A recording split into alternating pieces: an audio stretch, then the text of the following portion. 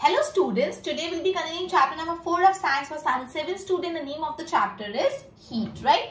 Okay, so to start with, today we'll be starting with activity 4.8 from your textbook. Okay, now everyone come on page number 41. Activity 4.8 में read करिए और साथ साथ content समझाती जाऊंगी. पूरा ध्यान एक्टिविटी भी देना, बहुत इंपॉर्टेंट टॉपिक है आज का convection. Clear? Take a round bottom flask. If flask is not available, beaker can be used. एक round bottom का गोल बॉटम का फ्लास्क, जो अगर फ्लास्क नहीं तो आप एक बीकर भी ले सकते हो. Clear? Fill it 2/3 with water. वो जो राउंड बॉटम फ्लास्क आपने लिया, जो बीकर लिया, उसमें 2/3 पानी डाल दो. Place it on the tripod or make such arrangement to place the flask in such a way that you can heat it by placing a candle. फिर उस फ्लास्क को आप एक ट्राइपॉड पे रख दो, और ट्राइपॉड नहीं तो कुछ ऐसा अरेंजमेंट करो कि आप उस फ्लास्क को नीचे से कैंडल की मदद से हीट कर पाओ. क्लियर? नहीं समझ आया तो पीछे एक्टिविटी पीछे फिगर 4.9 देखो. इस तरह से आपको एक राउंड बॉटम फ्लास्क दिख रहा है, उसमें नीचे अपने देखो स्टैंड रखा है, ट्राइपॉड स्टैंड, और फिर कैंडल से उसको हीट कर रहे. Clear? Okay. Wait till the water in the flask is still. आप वेट करो जब तक पानी एकदम स्टिल हो जाए. Place a crystal of potassium permanganate at the bottom of the flask gently using a straw. फिर वो फ्लास्क के बॉटम में पोटेशियम परमैंगनेट का क्रिस्टल डालो एक स्ट्रॉ की मदद से. स्ट्रॉ की मदद से क्या करना है, पोटेशियम परमैंगनेट का उसके अंदर क्रिस्टल डाल दो.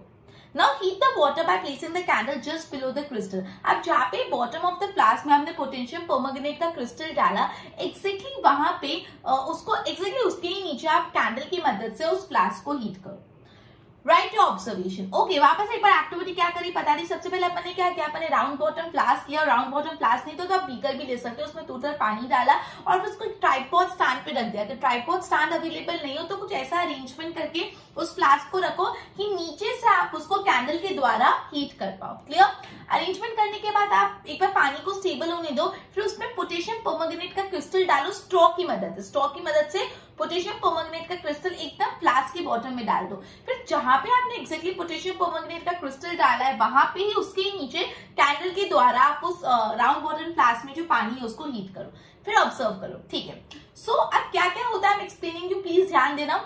When water is heated, water near the flame gets hot. जैसे आप पानी को हीट कर रहे हो तो पानी के नीचे जो water near the flame, आप पानी से कैंडल से पानी को हीट कर रहे हो तो एक्जेक्टली फ्लेम के बाजू वाला जो पानी है, एक्जेक्टली जहां पे आपने आग लगाई है, फ्लेम लगाई है, कैंडल जलाई है, तो फ्लेम जो है उसके एक्जेक्टली जो आजू बाजू का पानी है वो पहले गर्म होगा. ऑब्वियसली अगर आप राउंड बॉटम फ्लास्क में कैंडल से उसको हीट करें तो कैंडल के जस्ट ऊपर जो फ्लेम के जस्ट ऊपर पानी वो पहले गर्म होगा, और गर्म होते से पानी ऊपर जाने लगेगा. Hot water always rises up. गर्म होने के बाद गर्म पानी, गर्म हवा वेपर में कन्वर्ट होगी, हल्के हो जाते हैं, ऊपर जाता है. हमेशा गर्म पानी जो होता है, गर्म पानी को गर्म करेंगे मतलब वेपर में कन्वर्ट हो जाएंगे, और जो गर्म हवा है ऊपर हल्की होने के कारण वो ऊपर जाती है. तो आपने जो पानी था एक्जेक्टली फ्लेम के ऊपर वो गर्म हुआ, ऊपर जाने लगा.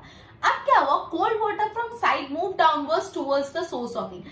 एक्जेक्टली जो फ्लेम के यहाँ पे पानी था वो हीट होके ऊपर गया. फिर आजू बाजू मतलब जो राउंड वाटर फ्लास्क के आजू बाजू पानी नीचे आ गया, वो जो पानी ऊपर गया उसकी जगह लेने. Okay, this water also gets heats up. अब जो आजू बाजू का पानी है वो नीचे आ गया, वो हीट अप हो रहा है, वो भी हॉट होने के बाद राइजेस अप हो रहा है. सिमिलरली फिर और आजू बाजू का पानी नीचे आया.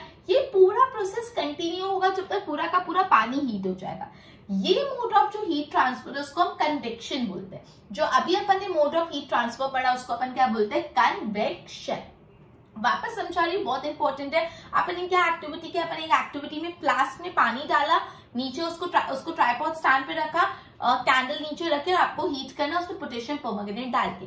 तो क्या होगा, एक्जेक्टली जो फ्लेम के ऊपर वाला पानी वो पहले गर्म होगा, गर्म होने के कारण वो ऊपर जाता जाएगा. वो ऊपर जैसे ही जाएगा तो उसकी जगह खाली हो गई, वो ऊपर चले गया, तो आजू बाजू का पानी वो पानी की जगह ले लेगा जो ऑलरेडी ऊपर चले गया, और फिर वो गर्म होने लग जाएगा. वो गर्म होकर ऊपर जाएगा, फिर वो जगह खाली हो गई, फिर आजू बाजू का पानी नीचे आके सेम प्लेस ऑक्यूपाई कर देगा. ये पूरा प्रोसेस कंटिन्यू होगा जब तक पूरा का पूरा पानी हीट नहीं हो जाता. और ये जो प्रोसेस है हीट ट्रांसफर करने का, ये जो प्रोसेस है जिससे पूरा पानी में हीट चलेगी, उसको हम लोग बोलते हैं कन्वेक्शन. क्लियर? अब नेक्स्ट सवाल ये, हाउ एयर गेट्स हीटेड. हवा कैसे गर्म हो जाती है, एयर कैसे हीट होती है. सो air near the heat source get hot. मतलब जो भी हीट सोर्स है, जहां से भी हीट मिल रहा है, उसके आजू बाजू की हवा गर्म हो जाती है. गर्म होने के बाद वो ऊपर राइज होती है, and the air from side की एयर वापस वहां की जगह ले लेती है, वो हॉट होके राइज होती है इन द प्रोसेस कंटिन्यू जब तक पूरी हवा गर्म नहीं हो जाती। क्लियर? सो ये जो कन्वेक्शन का कंसेप्ट है वो सिंपल है कि जो भी आपका हीट सोर्स है उसके बाजू में जो एयर है या जो वाटर है जिसको भी आप हीट करो वो पहले गर्म हो जाएगा, गर्म होने के बाद वो ऊपर राइज करेगा। जैसे वो ऊपर राइज हुआ तो वो जगह खाली हो गई, उसकी जगह फिलअप करने के लिए आजू बाजू का पानी या आजू बाजू का हवा आ जाएगी, वो गर्म हो जाएगा, फिर वो राइज होगा, फिर और पानी और हवा आएगी इन द प्रोसेस कंटिन्यू जब तक पूरा पानी या पूरी हवा जिसको भी आप हीट कर रहे हो वो कंप्लीट नहीं हो जाता। तो ये जो मोड ऑफ हीट ट्रांसफर को हम लोग बोलते हैं कन्वेक्शन। क्लियर? ओके, अब नेक्स्ट अपन को एक्टिविटी 4.9 टेक्स्ट बुक में से परफॉर्म करनी है। सो सबका ध्यान आ जाओ page number, just a minute, हाँ पेज नंबर 42। एकदम सिंपल एक्टिविटी है। Light a candle and keep one hand about the flame. आप एक कैंडल जलाओ, आपका एक हाथ फ्लेम के ऊपर रखो and keep the other hand on the side of the flame. आपने क्या करा, कैंडल सपोज से फॉर एग्जांपल एक कैंडल है, इसको जलाया, एक हाथ ऊपर रखा और दूसरा हाथ साइड में रखा। क्लियर? एक हाथ ऊपर रखा और दूसरा हाथ साइड में रखा। फिगर 4.10 देख लो अगर आपको तकलीफ हो रही हो तो समझने में। ठीक है, बताओ कौन से हाथ में आपको गर्माहट फील होगी। तो देखो आपको जो हाथ ऊपर है ना सबसे पहले उसमें गर्माहट फील होगी और साइड वाले हाथ इतना गर्म नहीं लगेगा। आप कैंडल के ऊपर हाथ रखोगे वहां पे आपको हीट फील होगी, लेकिन साइड में रखोगे वहां पे हीट नहीं फील होगी। क्यों? Towards the top the air gets heated by convection. मतलब जो फ्लेम के ऊपर वाली हवा है, मैंने आपको बताया फ्लेम के ऊपर वाली हवा ज्यादा जल्दी हीट हो जाएगी और वो कन्वेक्शन से हीट होकर गर्म हो जाएगी। सो hand about the flame feels hot. इससे जो फ्लेम के ऊपर हाथ है वो ज्यादा गर्म फील होता है बिकॉज फ्लेम के आजू बाजू की जो हवा है, जो ऊपर हवा है वो गर्म हो गई और वो ऊपर जा रही है और आपका हाथ गर्म फील हो रहा है। ऑन द साइड, साइड में कन्वेक्शन नहीं हो रहा तो वो वाली हवा गर्म नहीं हो रही, इसलिए आपको गर्माहट हाथ में नहीं फील होगी। समझ आया? ये एक्टिविटी में अपन ने क्या किया, वापस समझा रही हूँ। बेसिकली एक्टिविटी में अपन ने एक कैंडल ली, कैंडल को लाइट किया, आपने एक हाथ कैंडल के ऊपर रखा, एक हाथ कैंडल के साइड में। आपसे पूछे आपको कौन सा हाथ गर्म लग रहा है, तो कैंडल के ऊपर वाला हाथ गर्म लग रहा है, कैंडल के साइड में जो रखा है वो नहीं। रीजन क्योंकि जो कैंडल की फ्लेम है उसके ऊपर की जो हवा है वो हीट होगी by the process of convection और वो ऊपर होगी राइज होगी और आपका हाथ पे वो लगेगी और आपको गर्म फील होगा। लेकिन साइड में ऐसा नहीं होता, इसलिए साइड में कन्वेक्शन नहीं होता, इसलिए आपको वो हाथ गर्म नहीं लग रहा। क्लियर? ओके, तो बेसिकली पहले अपन ने कन्वेक्शन क्या होता है वो पूरा समझा और अपन ये हाथ ऊपर कैंडल वाली एक्टिविटी की।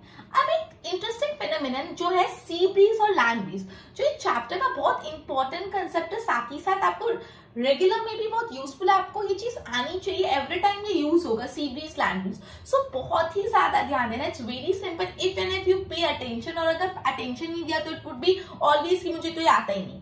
सो इट्स योर चॉइस कि आपको कौन सा ऑप्शन चूज करना है, ध्यान देके परमानेंट याद रख देना है या तो नहीं ध्यान रखना है, your wish, but you have to pay attention over here. चलो सबसे पहले मैं आपको बताती हूँ सी ब्रीज क्या होता है, समझो। अब ना यूजुअली सी ब्रीज और लैंड ब्रीज का कंसेप्ट ऐसे लोगों को फील होता है जो कोस्टल एरिया में रहते हैं। कैसे? अब देखो कोस्टल एरिया में सपोज ये वाटर है, ऐसे वाटर, ये लैंड है और ये वाटर। क्लियर? ये लैंड है, मेरा जो ये पोर्शन है इसको मैं लैंड मान रही हूँ और ये जो पोर्शन है उसको वाटर मान रही हूँ। ठीक है, तो बेसिकली जो लैंड है ना दोपहर को ज्यादा जल्दी हीटअप हो जाएगी एज कंपेयर टू वाटर। मतलब बोला है जो जमीन है वो ज्यादा जल्दी गर्म हो जाएगी सनलाइट से एज कंपेयर टू वाटर। मतलब जमीन ज्यादा जल्दी गर्म हो रही है कंपेयर टू वाटर, तो जमीन के ऊपर जो हवा होगी वो भी ज्यादा जल्दी गर्म हो जाएगी क्योंकि जमीन ज्यादा जल्दी गर्म हो रही है। तो जमीन के ऊपर वाली हवा गर्म होके क्या होता है, गर्म हवा कहाँ जाती है, ऊपर जाती है। अब वो गर्म हवा ऊपर गई तो ये जगह खाली होगी लैंड के ऊपर वाली, तो जो सी की हवा है वो ये लैंड पे आ जाती है और उसकी जगह ले लेती है, और जो ऊपर हवा गई लैंड वाली वो सी पे चले जाती है एंड द प्रोसेस कंटिन्यू। इसको हम बोलते हैं सी ब्रीज। वापस समझा रही हूँ, देखो लैंड और सी दो चीजें हैं। क्लियर? दोपहर के टाइम लैंड ज्यादा जल्दी हीटअप हो जाता है एज कंपेयर टू वाटर, जमीन ज्यादा जल्दी गर्म हो जाती है कंपेयर टू वाटर। जमीन के ऊपर वाली जो हवा है वो गर्म होके ऊपर जाती है, ऊपर जाके ऊपर चले जाती है, तो वो जमीन के ऊपर वाली जगह खाली हो गई।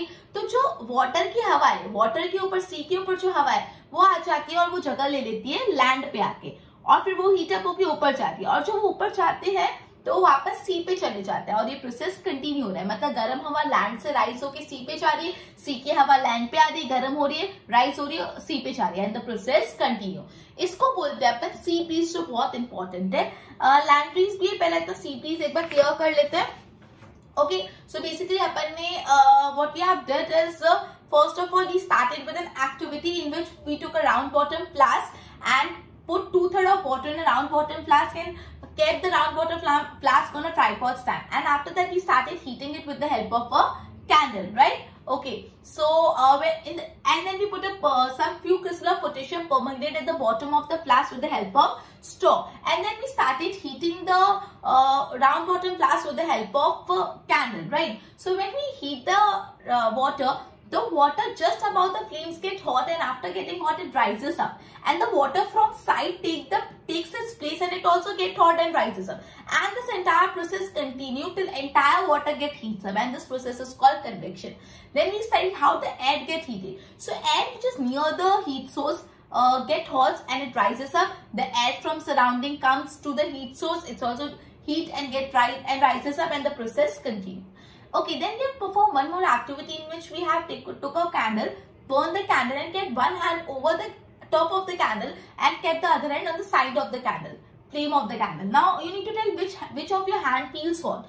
The hand that is kept above the flame, at the top of the flame of the candle feels hot, because at the top of the flame the air gets heated by the process of convection, and because of which we feel our hand hot. While in the air that is near the candle does not get heats up as fast and we do not feel that much hot. Clear? Then one of the very important thing that we are going to study is today's sea breeze that we have studied. Okay, one more time explaining.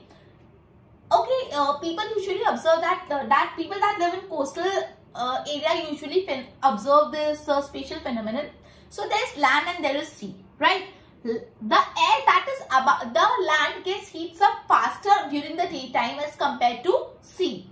So land gets heats up faster as compared to sea. So the air above the land gets heats up faster, and as it gets heats up faster, it became light and it rises up. And the air that is above the sea rushes towards the land and take its place. And the air that has risen up go back to the sea, and this entire process continue, and this is known as sea breeze, right? Okay, land breeze करने से पहले इतना go through करा देती हूँ, board पे ध्यान देना. Okay, standard 7 chapter number 4 science heat activity 4.8 that we have already did in split from textbook. So the observation I have been written over here: when water is heated, water near the flame gets hot. When water is heated, so water which is near the flame, it gets hot, right? And hot water rises up. Cold water from side move downwards towards the source of heat. This water also gets hot and rises up again and from sides and moves on. And this entire process continues till the whole water is heated. This mode of heat transfer is known as convection. Now, how air get heated? Air near the heat source get hot and rises. The air from the sides come in to take its place, right? Now, activity 4.9 that we have did from textbook. So, from that we have concluded the hand that is towards the top, air get heated by the process of convection. So, hand above the flame feels hot. On side, no convection take place. So, air does not feel as hot as the top. Now, people living in coastal area experience a spatial phenomenon. Let's study. During daytime, land get heat faster as compared to water. Air above the land becomes hot and rises up.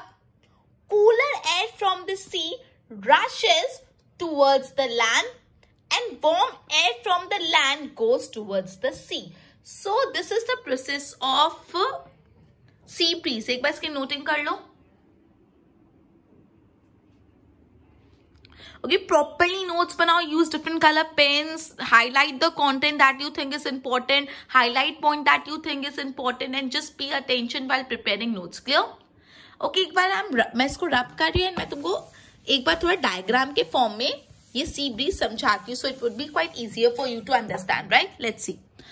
ये है land and this is sea. This is land, this is sea. So, air above the land and this is air above the sea. So, during daytime, यहाँ पे sun बना है, during daytime मतलब sun की heat आ रही है. During daytime, the air about the land it heats up faster. यहाँ पे जो लैंड के ऊपर हवा it get heats up faster, और फास्ट हीट होने के बाद वो ऊपर राइज होती है, ऊपर राइज हो रही है। और यहाँ पे जो सी के ऊपर की हवा है, जो ठंडी हवा है, ये कूलर हवा है, ये जगह ले लेती है यहाँ पे, ये यहाँ पे आ जाती है, और ये जो गर्म हवा ऊपर जा रही है वापस घूम के सी पे आ जाती है। क्लियर? फिर वापस ये हवा यहाँ आ जाती है। तो दिस प्रोसेस कंटिन्यू, जिसको बोलते हैं अपन sea breeze. Clear? Okay, now ये अपने सी ब्रीज पढ़ा, अब अपन लैंड ब्रीज बोलते हैं। ये जो फेनोमेनन अपन ने डे टाइम पढ़ा है, नाइट टाइम पे एग्जैक्टली इसका उल्टा फेनोमेनन होता है। मतलब दोपहर को लैंड ज्यादा फास्टर हीट होती है, लेकिन रात को क्या होता है, रात को ठंडक होती है। रात को water cools down slowly as compare to land, मतलब पानी धीरे ठंडा होता है कंपेयर टू लैंड। मतलब लैंड जल्दी ठंडी हो जाती है, पानी को ठंडा होने में टाइम लगता है। रात को क्या होता है, लैंड ज्यादा जल्दी ठंडी हो जाती है और पानी को ठंडा होने में टाइम लगता है। मतलब water cools down slowly then land, मतलब अब जो वाटर है अबाउट द लैंड, सॉरी जो एयर है अबाउट द लैंड वो गर्म है, बिकॉज पानी गर्म है। अब उल्टा हो रहा है, अब जो सी के ऊपर वाटर है वो हॉट है, तो वो हॉट वाटर राइज अप होता है और उसकी जगह ले लेता है लैंड का cold water, and the process continue. दोपहर को क्या हो रहा था, लैंड जो था वो ज्यादा जल्दी हॉट फील होता है एज कंपेयर टू सी, तो जो लैंड के ऊपर पानी है वो गर्म होकर ऊपर जाता है और सी का पानी जगह लेता है। रात को उल्टा होता है, सी के ऊपर वाला पानी गर्म होता है और वो गर्म होने के कारण ऊपर राइज होता है, और लैंड के ऊपर वाला जो हवा होता है वो उसकी जगह ले लेता है। So at night exactly reverse situation happen, water cools down slowly then land, पानी जल्दी धीरे ठंडा होता है कंपेयर टू लैंड, तो इससे पानी रात को गर्म होता है और लैंड ठंडी होती है। So cool air from the land, अब लैंड के ऊपर की एयर ठंडी होती है, so it will take place towards the sea, तो वो सी के टुवर्ड्स मूव होगी, और जो सी की हॉट एयर है वो ऊपर जाके लैंड की तरफ जाएगी, एंड द प्रोसेस कंटिन्यू, इसको बोलते हैं लैंड ब्रीज। ठीक है, ओके। अब अपन लेते हैं नेक्स्ट टॉपिक। जैसे आप सन में बाहर जाते तो आपको वार्म फील होता है, आप सन में बाहर जाए यू फील क्वाइट वार्म, ऐसा कैसे होता है, मतलब सन की हीट अपने तक कैसे पहुंचती है? क्या सन की हीट अपने पे कन्वेक्शन के थ्रू या कंडक्शन के थ्रू फैलती है? No, a big no. Sun की हीट अपने थ्रू पहुंचती है एक special type of heat transfer method, जिसको बोलते हैं रेडिएशन। ये बहुत इंपॉर्टेंट है फॉर 1 मार्क। सन की हीट अपन पे पहुंचती है कौन से मोड से? बाय रेडिएशन, ना कन्वेक्शन ना conduction, only and only radiation. Radiation के थ्रू सन की हीट अपन तक पहुंचती है। क्लियर हो इतनी बार? Okay, so basically it cannot reach us by conduction, convection. From sun heat comes to us by radiation. Radiation एक ऐसा mode of heat transfer है जहां पे कोई भी मीडियम ही नहीं चाहिए होता। जो रेडिएशन है वो एक ऐसा मोड ऑफ हीट ट्रांसफर है जिसमें बीच में कोई मीडियम नहीं चाहिए। सन की रेज अपने तक पहुंचती है, बीच में कोई मीडियम नहीं, डायरेक्ट पहुंचती है, so it is by the process of radiation. Clear? जितनी भी हॉट बॉडी होती है ना वो हीट को रेडिएट करती है। सन हॉट है तो वो अपनी हीट रेडिएट करेगा, ठीक है। जब वो हीट किसी ऑब्जेक्ट पे फॉल होती है तो कुछ part of the heat reflect हो जाती है, कुछ part of the heat absorb हो जाती है, कुछ part of the heat transmit होती है। समझो, जितने भी हॉट ऑब्जेक्ट्स होते हैं वो हीट को रेडिएट करते हैं। ये जो हीट कोई ऑब्जेक्ट पे पड़ती है तो 3 चीजें होती है। कुछ पार्ट ऑफ द हीट क्या होता है, रिफ्लेक्ट होके चले जाते हैं, कुछ part of the heat absorb हो जाती है, कुछ part of the heat transmit हो जाती है। सो जो part of the heat the temperature object increases due to absorb part of the heat. कोई भी ऑब्जेक्ट का टेम्परेचर बढ़ जाएगा, क्यों? बिकॉज जो part of the heat absorb हुआ है उसके कारण। अपन सन में जाएंगे तो थोड़ा टाइम बाद अपन को बहुत देर तक खड़े रहोगे तो गरम गरम फील होगा, क्योंकि जो सन ने अपनी हीट रेडिएट की उसमें से कुछ हीट अपने बॉडी ने एब्सॉर्ब कर लिया और वो एब्सॉर्ब हीट के कारण अपनी बॉडी का टेम्परेचर बढ़ गया। तो कोई भी ऑब्जेक्ट का टेम्परेचर बढ़ता है because of the absorb part of the heat. Clear? Okay, so basically अपन ने पढ़ा कि सी ब्रीज देखा, लैंड ब्रीज एक्जैक्टली रात को होता है। रात को पानी को ठंडा होने पर टाइम लगता है, लैंड जल्दी ठंडी हो जाती है, तो जो पानी के ऊपर हवा होती है वो गर्म होती है, हॉट वाटर राइजेस अप, ऊपर जाता है। जो लैंड के ऊपर वाली ठंडी हवा होती है वो सी पे आ जाती है एंड वो भी राइज होके ऊपर जाती है, and this entire process continue. Land breeze अपन ने पढ़ा। फिर अपन ने नेक्स्ट सवाल ये पूछा कि हम जब सन में बाहर निकलते तो हमको वार्म फील होता है, सन की हीट अपने तक कैसे पहुंचती है? तो बहुत ही इंपॉर्टेंट, सन की हीट अपने तक पहुंचती है by the special process known as radiation. ना कंडक्शन ना कन्वेक्शन, रेडिएशन। रेडिएशन एक ऐसा मोड ऑफ हीट ट्रांसफर है जिसमें बीच में कोई मीडियम नहीं चाहिए। बहुत इंपॉर्टेंट 1 मार्क के लिए पूछ सकते हैं, name the form of heat transfer which does not require any medium. So it is radiation. कौन सा मोड ऑफ हीट ट्रांसफर है जिसमें कोई मीडियम नहीं है? तो yes, it is radiation, right. Okay, जितने भी हॉट ऑब्जेक्ट होते हैं वो हीट रेडिएट होते हैं. जब ये हीट होती है, जब ये हीट कोई ऑब्जेक्ट पे पड़ती है तो कुछ part of the heat reflect हो जाती है, कुछ part of the heat absorb हो जाती है और कुछ part of the heat transmit हो जाती है. ठीक है. सो एक ऑब्जेक्ट का टेम्परेचर क्यों बढ़ जाता है? Because of the part of the heat जो एब्सॉर्ब हुआ है. क्लियर. नेक्स्ट सवाल है, what kind of clothes we wear in summers और विंटर में. अब हमको पता है समर्स में यूजुअली हम लाइट कलर के कपड़े पहनते हैं और विंटर्स में यूजुअली हम डार्क कलर के कपड़े पहनते हैं. ये बात बहुत क्लियर है. समर्स में क्या होता है, हम यूजुअली लाइट कपड़े पहनते हैं और विंटर्स में डार्क कपड़े पहनते हैं. ऐसा क्यों होता है? Let's study. तो उसके लिए पहले एक एक्टिविटी 4.10 और 4.11 कंप्लीट करते हैं, फिर उसका रीजन समझेंगे. Take two identical tin can, paint the outer surface of one black and the other white. दो identical tin के कैन लो, एक को बाहर की सरफेस को ब्लैक पेंट कर लो, दूसरी सरफेस को वैसा का वैसा रहने दो, या दूसरी सरफेस को व्हाइट पेंट कर लो. Pour equal amount of water in each and leave them in midday sun for about an hour. दोनों में इक्वल अमाउंट का पानी डालो और जो मिड डे सन होता है उसमें सन में उसको 1 घंटे के लिए रख दो. Measure the temperature of water in both the cans. Do you think find the difference in temperature? अब क्या दोनों कैन का पानी का टेम्परेचर सेम होगा? नहीं. जो ब्लैक कलर वाले कैन में होगा उस पानी का टेम्परेचर ज्यादा होगा कंपेयर टू जो व्हाइट कलर वाले कैन में होगा. क्लियर. रीजन आगे समझते, पहले इतना ध्यान रखना. अपन ने 2 कैन लिए, एक को ब्लैक पेंट किया, एक को व्हाइट पेंट किया, दोनों में इक्वल पानी डाला, उसको 1 घंटे तक धूप में रख दिया. आप थोड़ा टाइम बाद 1 घंटे बाद जब देखोगे तो जो ब्लैक पेंट करा हुआ कैन है उसका पानी गर्म होगा कंपेयर टू जो व्हाइट पेंट किया हुआ कैन है. क्लियर. ओके, एक्टिविटी 4.11 अपन पकड़ रहे हैं. Fill the two can use in activity 4.10 with the same amount of hot water at the same temperature. अब जो 2 कैन अपन ने थे, एक ब्लैक और व्हाइट, दोनों में गर्म पानी डालो, 70 डिग्री टेम्परेचर वाला पानी डालो. Leave the can in room or in a shade, note the temperature, फिर उसको कोई शेड में रख लो, 10-15 मिनट बाद ऑब्जर्व करो. Okay, do this activity suggest. Okay, ultimately क्या बोला है, dark surfaces absorb more heat and therefore we will comfortable with dark clothes in winter. जो डार्क कलर के कपड़े होते हैं ना वो ज्यादा हीट को एब्सॉर्ब करते हैं, इसलिए हम विंटर्स में डार्क कलर के कपड़े पहनते हैं जिससे ज्यादा हीट हम पे आता है और हमको गर्माहट नहीं, हमको थोड़ा गर्म फील हो. हम लोग समर्स में गर्म कपड़े क्यों नहीं पहनते? बिकॉज गर्म कपड़े ज्यादा हीट एब्सॉर्ब करते हैं. तो जब गर्म कपड़े पहन के आप धूप में जाओगे तो ज्यादा हीट एब्सॉर्ब होगी और आपको ज्यादा गर्माहट फील होगी. इसलिए हम लोग गर्म कपड़े, डार्क कलर के कपड़े हमेशा विंटर्स में पहनते हैं. Clear. Light colour clothes reflect most of the heat that falls on them. और लाइट कलर के कपड़े क्या होते हैं, जितनी भी हीट उस पर फॉल होती है मोस्ट ऑफ द हीट को वो रिफ्लेक्ट कर देते हैं, खाली कुछ part of the heat he absorb करते हैं. इसलिए हम लोग को विंटर्स में लाइट कलर के कपड़े पहनना अच्छा लगता है. So this is very important and give reason form आपको पूछने के बहुत हाई चांसेस है. पहले तो पूछेगी कि डार्क कलर के कपड़े कौन से सीजन में पहनते हैं? Summer, winter. And light colour के कपड़े कब पहनते हैं? समर्स. रीजन पूछे तो यू हैव टू राइट कि dark colour cloth it absorb most of the heat, therefore we feel comfortable wearing a dark color cloth in winter so that we can feel warm, while light color clothes reflect most of the heat, therefore we feel comfortable in wearing the light color clothes in winter so that we feel cool. Clear. Next topic, woolen cloth keep us warm in winter. Winter में लोग woolen के कपड़े पहनते हैं, woolen sweaters, woolen shawl, woolen tops, right? क्यों? उसका reason let's see. In winter we use woolen clothes.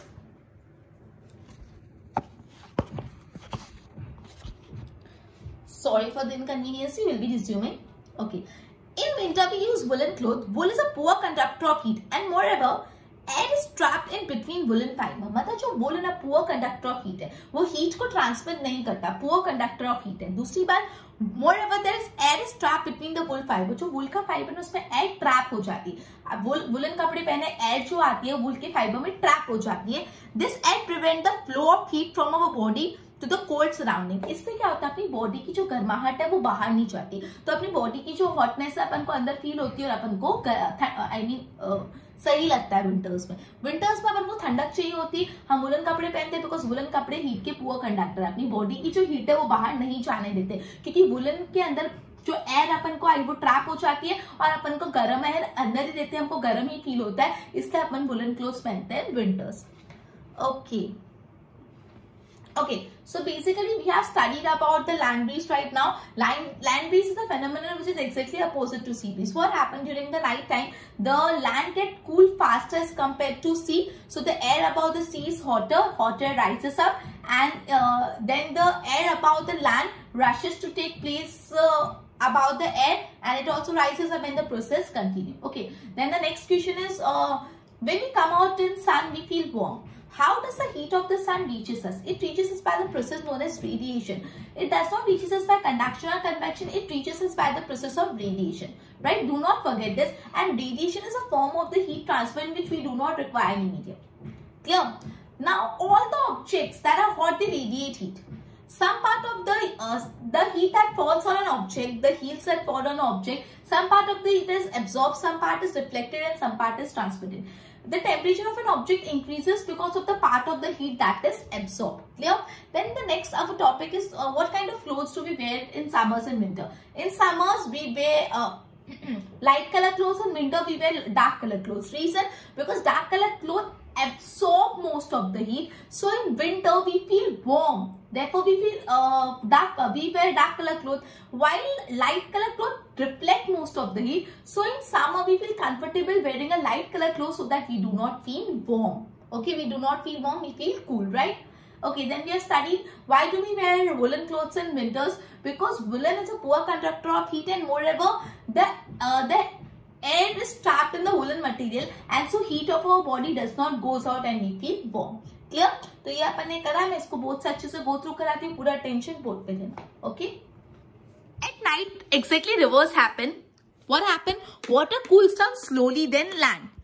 Cool air from land move towards the sea, and this is called land breeze.